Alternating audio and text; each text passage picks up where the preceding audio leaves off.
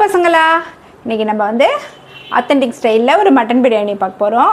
Smoky ஃப்ளேவரில் என்னென்ன வேணும்னு சொல்லி ஃபஸ்ட்டு பார்த்துக்கலாம். பிரியாணிக்கு வந்து நம்ம கார்டன்லேருந்து புதினா பறிக்க போகிறோம். இது வந்து கடையில் புதினா வாங்குகிறோம் இல்லையா, அந்த காம்பை வந்து இது மாதிரி மண்ணில் நட்டு வச்சோம்னாக்கா எல்லா புதினாவும் வரும்னு சொல்ல முடியாது, சீசனை பொறுத்து இருக்குது. சில புதினா நல்லா வருது, அதை பறிச்சிக்கலாம். இதுதான் ரம்ப செடி.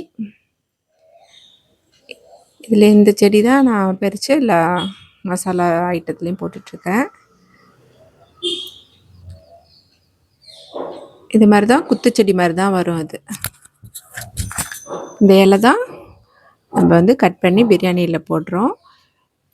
இதில் வந்து கீழே வேர்கிட்ட இந்த மாதிரி குட்டி குட்டியாக செடி வரும். வந்துருக்கு பார்த்திங்களா குட்டியாக. அதை நம்ம வந்து சீசன் அப்போது பிடுங்கி ஒரு சின்ன தொட்டியில் வச்சிங்கன்னா அதுலேருந்து உங்களுக்கு நிறைய செடி கிடைக்கும். இது மாதிரி தான் இது வச்சுருக்கேன். நல்ல சீசனில் வைக்கணும். இப்போ ஆடி மாதம் வச்சிங்கனாக்கா உங்களுக்கு நல்லாவே வரும். இதுவும் பழைய அதே மாதிரி எடுத்து வச்ச செடி தான். ஒரு செடி இருந்ததுன்னா நீங்கள் நிறைய செடி அதுலேருந்து உருவாக்கலாம். அடுத்தது நான் மசாலாவில் ரோஸ்லாம் போடுவேன் இல்லையா, இந்த மாதிரி எங்கள் செடியிலேருந்து தான் பறித்து நான் சாமிக்கு வச்சுருவேன். அதுக்கப்புறம் அது காஞ்சோடனே அப்படியே காய வச்சு நான் மசாலாக்கெலாம் யூஸ் பண்ணுவேன். இதுதான் நம்ம இன்றைக்கி கார்டனில் பறித்த ஐட்டம். ரம்ப இலை, புதினா, ரோஸு. என்னென்ன தேவைன்னு ஃபஸ்ட்டு பார்த்துருவோம். ரைஸ் வந்து ஜீரக சம்பா ரைஸ். நான் வந்து இந்தியா கேட் ஜீரக சம்பா ரைஸ் தான் எடுத்திருக்கேன். இது வந்து நல்லா இருக்குது. இதில் வந்து 5 போட்டிருக்கேன். மொத்தம் வந்து 600 கிராம்ஸ் ரைஸ் எடுத்திருக்கேன். இதை வந்து நல்லா கழுவிட்டு ஒரு 3/4 மணி நேரம் ஊற வைக்கணும். அடுத்தது வந்து மட்டன் 600 கிராம் ரைஸுக்கு வந்து நான் வந்து 750 கிராம் மட்டன் எடுத்துக்கிறேன். நீங்கள் ஈக்குவலாக கூட எடுத்துக்கலாம். ரெண்டுமே 600 கூட எடுத்துக்கலாம். ஓகேவா? அடுத்தது வந்து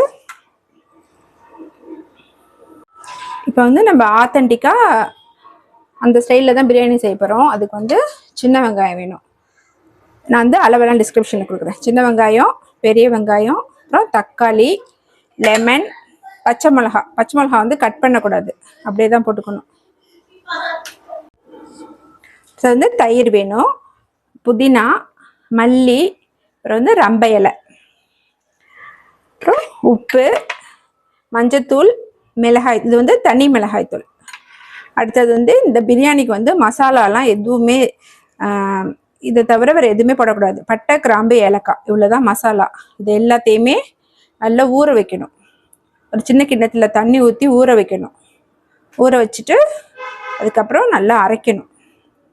ஊற வச்சுட்டு நான் காமிக்கிறேன். அதுக்கப்புறம் என்ன வேணும்னு பார்த்தீங்கன்னாக்கா நெய், கடலெண்ணெய், அவ்வளோதான். இதெல்லாம் தான் தேவையான பொருள். ஓகேவா? அடுத்த முக்கியமானது வந்து இஞ்சி பூண்டு பேஸ்ட்டு. இதுவும் எப்படி அரைக்கணும்னு வேறு வீடியோவில் சொல்லியிருக்கேன். இதுவும் ரெடி பண்ணி வச்சுக்கோங்க. பாருங்க, இந்த மாதிரி ஏலக்காய், பட்டை, கிராம்பு இதெல்லாம் வந்து கொஞ்சமாக தண்ணி ஊற்றி ஊற வச்சிடணும். இதுவும் வந்து ஒரு 1/2 அன் ஹவர் ஊறட்டும். இதெல்லாம் ஊற வைக்கிற சமயத்தில் அரிசியும் ஊற வைக்கணும். எல்லாம் ஊறிட்டு இருக்கிற சமயத்தில் நம்ம வந்து மட்டனை வந்து வேக வச்சிடலாம்.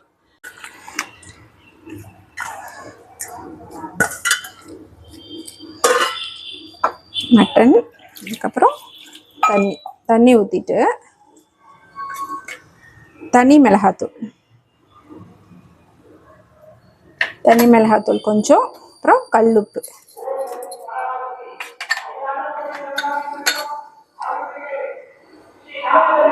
அப்புறம் மஞ்சத்தூள், அவ்வளோதான். இதை போட்டு நல்லா வேக வச்சுருங்க. இதோட 1 ஸ்பூன் ஜிஞ்சர் கார்லிக் பேஸ்ட் போட்டுட்டு கறி முழுகிற அளவுக்கு தண்ணி ஊற்றிடுங்க. குக்கரில் வந்து விசில் வர ஆரம்பிச்சிருச்சு. ஒரு 5 விசில் வரட்டும்.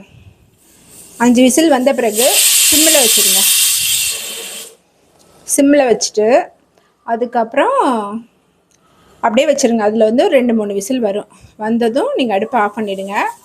இன்னொன்று வந்து ஒரு சில கறி சீக்கிரம் வெந்துடும், ஒரு சிலது வந்து வேகிறதுக்கு லேட் ஆகும். அது எப்படி நீங்கள் வெந்துருச்சா இல்லையான்னு கண்டுபிடிக்கணும் அப்படின்னாக்கா உங்களுக்கு ப்ராக்டிக்கலாகவே தெரியும். உங்களுக்கு அந்த கறி வெந்த வாசனை வரும். அது மாதிரி வந்துச்சுனாக்கா வெந்துருச்சு அப்படின்ட்டு அர்த்தம்.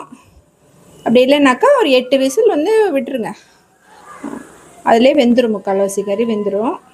ஒரு சிலது ரொம்ப பிஞ்சாக இருந்ததுன்னா, ரொம்ப சின்ன இளம் ஆடாக இருந்ததுனாக்கா ஒரு 4-5 விசிலே வெந்துடும். அது உங்களுக்கு வந்து போக போக பழகிடும். கறியை பார்த்தோன்னே கண்டுபிடிச்சிருவீங்க. நான் வந்து இப்போ 5 விசில் வந்தோடனே சிம்மில் வச்சுட்டேன். ஒரு 3 விசில் சிம்லேயே வரட்டும், வந்ததும் ஆஃப் பண்ணிவிடுவேன். அப்புறம் விசில் அடங்கட்டும். இப்போ வந்து நம்ம பிரியாணி மசாலாவுக்கு வந்து ஊற வச்சோம் இல்லையா, அதெல்லாம் நைஸாக அரைக்க போகிறோம். இதில் இது இப்படி பண்ணுறோம் பார்த்தீங்களா, இது மட்டும்தான் உங்களுக்கு மசாலா. வேறு எந்த மசாலா பொருளும் நம்ம சேர்க்க போகிறதில்ல.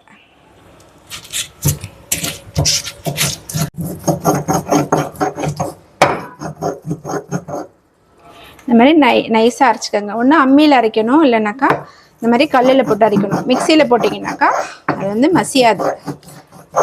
இது வந்து கொஞ்சம் ஆத்தென்டிக்கான பிரியாணி வந்து செய்யறது கொஞ்சம் வேலை இருக்க தான் செய்யும். ஆனால் இதோட டேஸ்ட் வந்து ரொம்ப நல்லாயிருக்கும். இந்த மாதிரி அவ்வளோதான். இந்த மாதிரி நைஸாக அரைச்சிருங்க. அரைச்சி இதை எடுத்து தனியாக அப்படி வச்சுருங்க. அடுத்தது வந்து இந்த சின்ன வெங்காயம் வச்சுருந்தேன் இல்லையா, இதை வந்து சும்மா இடிச்சுக்கணும் 1-2.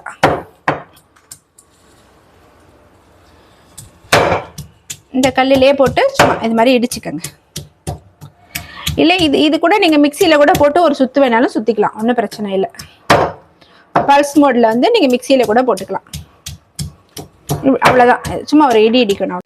அவ்வளோதான், எல்லா வெங்காயத்தையுமே போட்டு இடித்தாச்சு. இந்த மாதிரி ஒன்றும் பாதியமாக இடிச்சிங்கன்னா போதும்.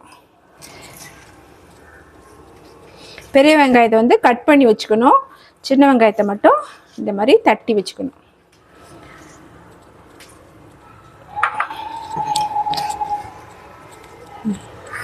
அப்புறம் இந்த ஊற வச்ச தண்ணி இருக்குது பார்த்தீங்களா, இதுலேயே இந்த கல்லை அப்படி இது பண்ணி, இந்த தண்ணியை வந்து கீழே ஊற்றிடாதீங்க. பிரியாணி செய்யும்போது இந்த தண்ணியை ஊற்றிக்கலாம். இதுவும் நம்ம ரெடி பண்ணி வைக்க வேண்டியது தான். ஒரு 2 ஸ்பூன் நெய் ஊற்றிக்கோங்க. நெய் விட்டுட்டு நம்ம ஊற வச்ச ரைஸ் இருக்குல்ல, பிரியாணிக்கு ஊற வச்ச ரைஸ் வந்து தண்ணியெல்லாம் சுத்தமாக வடிகட்டிடுங்க. வடிகட்டிட்டு இதை போட்டு வறுக்கணும். வறுக்கும்போது கலர்லாம் மாறக்கூடாது. கலர் மாறாமல் அப்படியே லைட்டாக சூடு மட்டும் காமிக்கணும். இதில் வந்து லைட்டாக தண்ணியெல்லாம் ஒட்டிகிட்டு இருக்கும், அந்த தண்ணியெல்லாம் அப்சர்வ் ஆகணும், அவ்வளோதான். ரைஸோட கலர்லாம் மாறக்கூடாது, ரொம்பவும் வறுத்துடக்கூடாது. அப்போல்லாம் வடி பிரியாணிக்கு வந்து வடிக்கிற ப்ராசஸ்லாம் இல்லை இல்லையா, அதனால் நம்ம வந்து அந்த ஸ்டார்ச்செல்லாம் லாக் பண்ணுறதுக்காக இந்த மாதிரி லைட்டாக ஃப்ரை பண்ணிப்பாங்க. நம்ம வந்து வடி பிரியாணி மாதிரி வடித்து கொட்டணும் அப்படின்னாக்கா வறுக்க வேண்டிய அவசியம் கிடையாது. ரொம்ப ஜாக்கிரதையாக வறுக்கணும், கலர் மாறிடக்கூடாது, ரைஸோட கலர். சும்மா ஒரு 3 மினிட்ஸ் வறுத்திங்கன்னா போதும். பாருங்கள், அதுக்குள்ளே தண்ணியெல்லாம் வடிஞ்சிருச்சு, தண்ணியெல்லாம் அப்சர்வ் ஆயிடுச்சா. 3 மினிட்ஸ் கரெக்டாக டைம் வச்சுக்கோங்க. டைம் வச்சுக்கிட்டு வறுத்துட்டு ஆஃப் பண்ணிவிடுங்க. அது அப்படியே அந்த ஹீட்லேயே இருக்கட்டும்.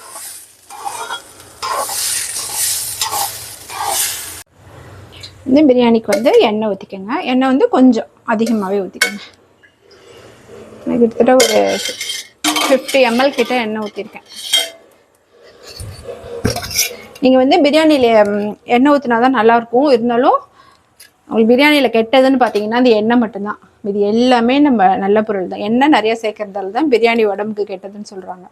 நீங்கள் வந்து கம்மியாக ஊற்றி பிரியாணி செஞ்சிங்கனாக்கா ரொம்ப ரொம்ப அது ஒரு நல்ல ஃபுட்டு.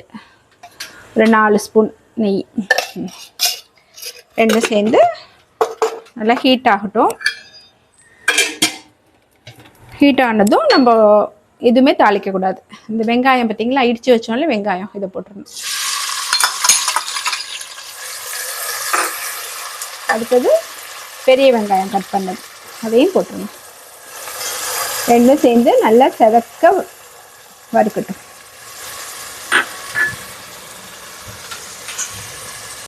இப்போ வந்து ஒரு சின்ன டிப்ஸு, இப்படி வெங்காயம் வதங்கும் போதே கொஞ்சமாக கொழுப்பு, கட்டி கொழுப்புன்னு கடையில் கேட்டிங்கன்னா கொடுப்பாங்க.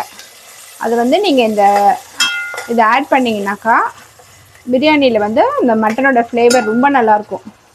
உடம்புக்கு நல்லது தான் மட்டன் கொழுப்பெல்லாம். ஸோ பயப்படாமல் சாப்பிடுங்க. இப்போ வந்து பாருங்கள், வெங்காயம் வந்து நல்லா ரெட்டிஷ் ஆகிடுச்சு. இவ்வளோ வதங்கணும். அதுக்கப்புறம் இந்த ரம்பை இலை இருக்குதுங்களா, இந்த மாதிரி கட் பண்ணி போட்டால் போதும். சாப்பிடும்போது தூக்கி போட்டுடலாம். பச்சை மிளகா,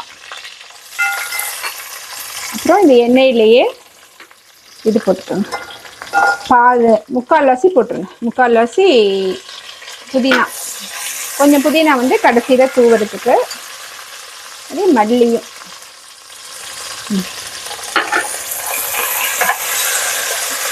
அப்புறம் இந்த பேஸ்ட் அரைச்சி வச்சோம் இல்லையா, அந்த பேஸ்ட்டும் போட்டுக்கணும்.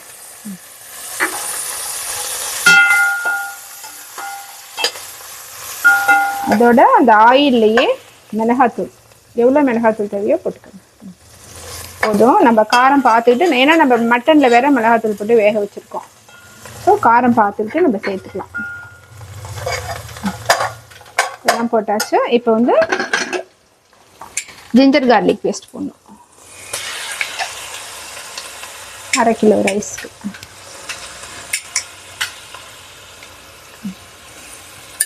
பாருங்க, நல்லா பெருசு பெருசாக ஒரு 3 டேபிள் ஸ்பூன் போட்டிருக்கேன்.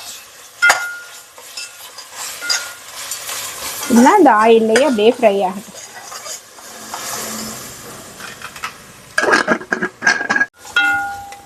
இப்போ வந்து இது எல்லாமே வதங்கிடுச்சு. இஞ்சி பூண்டோட பச்சை வாசனை போயிடுச்சு.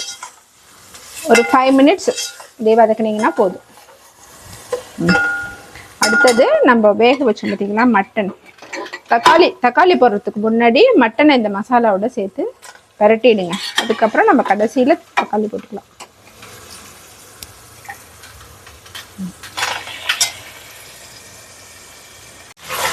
நம்ம எல்லா மட்டனும் போட்டாச்சு. மட்டன் எல்லாம் போட்டுட்டு லைட்டாக ஃப்ரை பண்ணிக்கோங்க.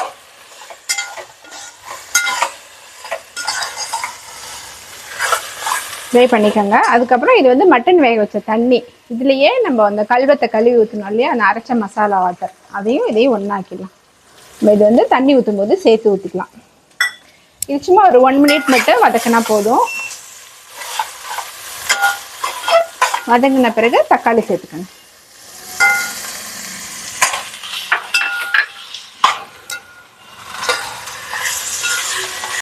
வந்து தக்காளி போட்டு 1 நிமிஷம் ஆயிடுச்சு.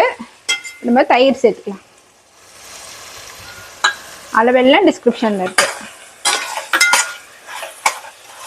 தயிர் போட்டு இப்போ வந்து அடுப்பு ஹையில் தான் இருக்கு. லைட்டாக ஒரு பரட்டிட்டு, இந்த ஸ்டெப் வந்து ரொம்ப முக்கியம். இப்போ நீங்கள் என்ன பண்ணணும்னா, அடுப்பை சிம்மில் வச்சுட்டு ஒரு 5 மினிட்ஸ்க்கு வந்து நீங்கள் இதை டிஸ்டர்ப் பண்ணவே கூடாது. அடுப்பை வந்து சிம்மில் வச்சுட்டேன். நல்லா இந்த மசாலாலாம் ஒன்று சேரணும். 5 மினிட்ஸ் அப்படியே மூடி வச்சுருங்க. அப்படியே இருக்கட்டும். 5 மினிட்ஸ் ஆயிடுச்சு. பாருங்கள், நல்ல பிரியாணியோட ஸ்மெல் வந்து இந்த மசாலா வேகும் போது நல்லா வரும். இப்போ வந்து நம்ம என்ன செய்யணும்னா, தண்ணி, அந்த இது கழுவுன சூப்பு தண்ணி இருந்துச்சுல்ல, அந்த சூப்பு தண்ணியிலேயே நான் சாதாரண தண்ணியும் அளந்து ஊற்றிட்டேன். 1க்கு 2.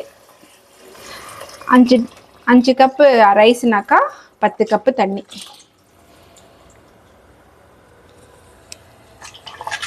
போட்டுருங்க. இந்த ஸ்டேஜில் வந்து நீங்கள் வந்து சால்ட்டும் காரமும் பார்த்துக்கோங்க. ரெண்டுமே கொஞ்சம் தூக்கலாக இருக்கணும். அதோட இதில் லெமனை பிழிஞ்சு விட்டுடலாம். நம்ம வந்து தயிர் தக்காளி எல்லாம் போட்டிருக்கோம், அதனால ஒரு 1/2 லெமன் பிழிஞ்சா போதும்.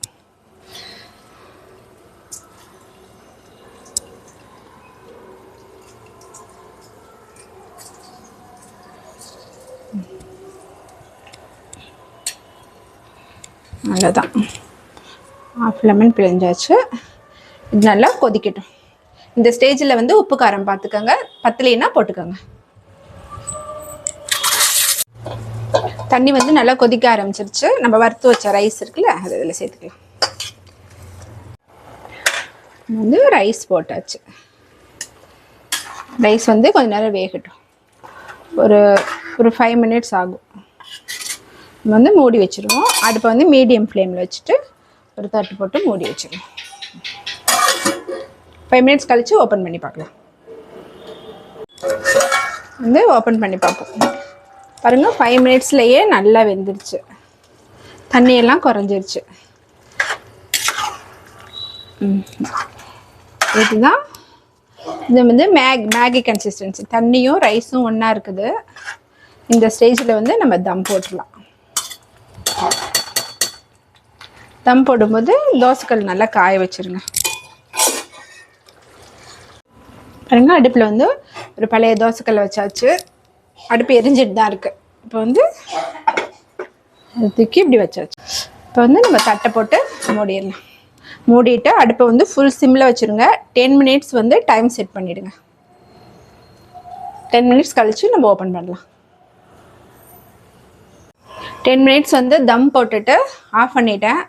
அதுக்கப்புறம் ஒரு 10 மினிட்ஸ் அப்படியே வச்சாச்சு, டிஸ்டர்ப் பண்ணல. இப்போ வந்து ஓப்பன் பண்ணி பார்க்கலாம்.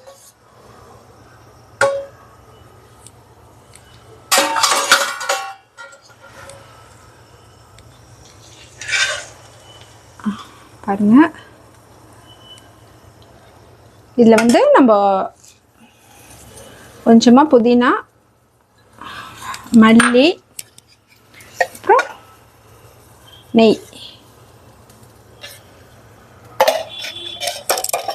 இது வந்து போட்டுட்டு லைட்டாக அப்படியே பரட்டி விடுங்க. விடுங்க, நாடியெல்லாம் ஒன்றும் பிடிக்கல.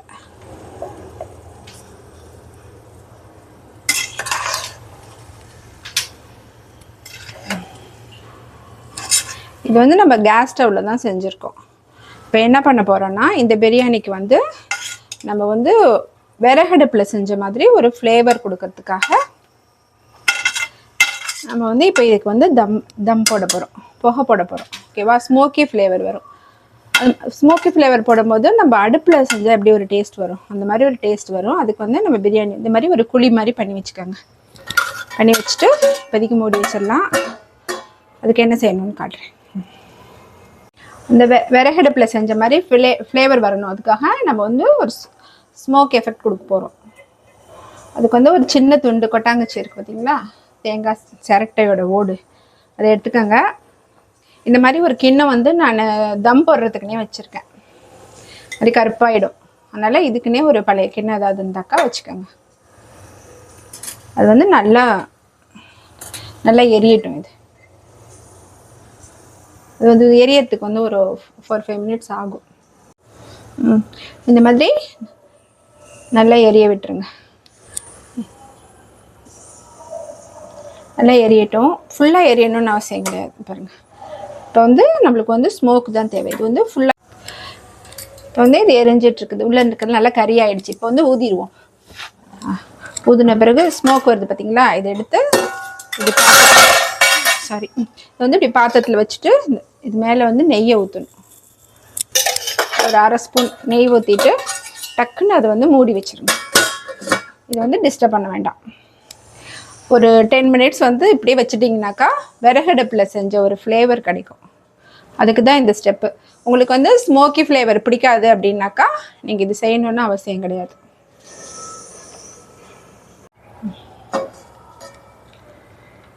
அவ்வளோதான், 10 மினிட்ஸ் ஆகிடுச்சு. இதையும் நம்ம வந்து எடுத்துடலாம். அவ்வளோதான், அப்படியே மூடி வச்சுருவோம். நம்ம சர்வ் பண்ண வேண்டியதுதான். ஓகே பசங்களா, இன்றைக்கி நம்ம வந்து மட்டன் பிரியாணியும் மட்டன் தால்ச்சாவும் பார்த்துருக்கோம். நான் வந்து 2 தனித்தனி வீடியோவாக போடுறேன். ஓகேவா? கண்டிப்பாக செஞ்சு பார்ப்பீங்க நம்புகிறேன். இது வந்து செய்யறதுக்கு கொஞ்சம் வேலை இழுத்தாலும் டேஸ்ட் அதுக்கு தகுந்த மாதிரி தான் இருக்கும். உங்களுக்கு ஈஸியான பிரியாணியும் நம்ம அடுத்தடுத்த வீடியோவில் உங்களுக்கு எவ்வளோ ஈஸியாக செய்ய முடியுமோ அதெல்லாம் சொல்லித்தரேன். ஓகேவா? ஓகே, டேக் கேர், பாய்.